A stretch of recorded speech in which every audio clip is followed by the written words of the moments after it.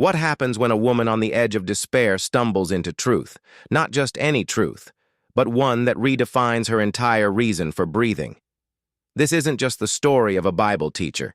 It's the story of a woman who lost everything and still found a way to change the world. Before the books, before the stages, there was a silence, the kind that screams louder than words. Kay Arthur sat in that silence. A failed marriage behind her, depression clawing at her every breath. No hope, no clarity, no plan.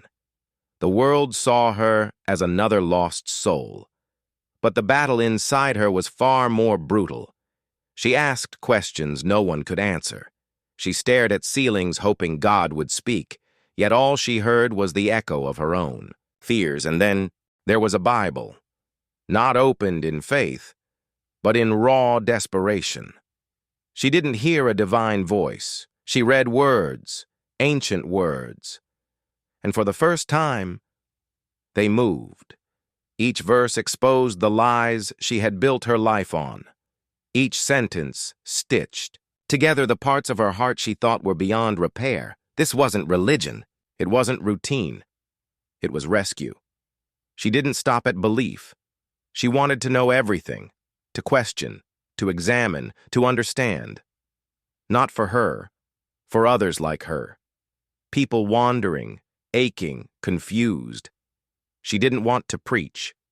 She wanted to equip. So she began building something that would outlive her voice. Precept. Ministries wasn't a brand. It was a fire that reached homes, churches, prisons, villages, 180 nations and counting. But it wasn't easy. They said her methods were too deep, too slow, too difficult. They warned her that no one would care about studying scripture word by word, but she didn't listen. She taught anyway. Bold, unfiltered, uncompromising. Truth, she believed, didn't need polish.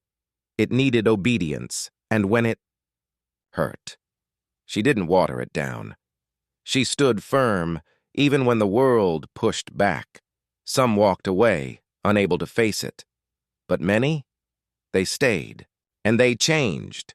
She created an army of Bible students, not just passive listeners, but active seekers. She taught them to observe, interpret, apply, to make the word come alive in their everyday chaos.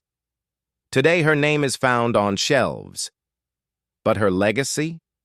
It's found in kitchens and classrooms, in study circles and prison cells, in quiet moments when someone opens a Bible and finally understands what it says and what it means. She once cried alone on the floor. Now millions rise with confidence because she believed truth wasn't for the few, but for the hungry. She trained leaders. She inspired warriors. She left no room for shallow faith or soft truth. And long after her voice grows quiet, her impact thunders on.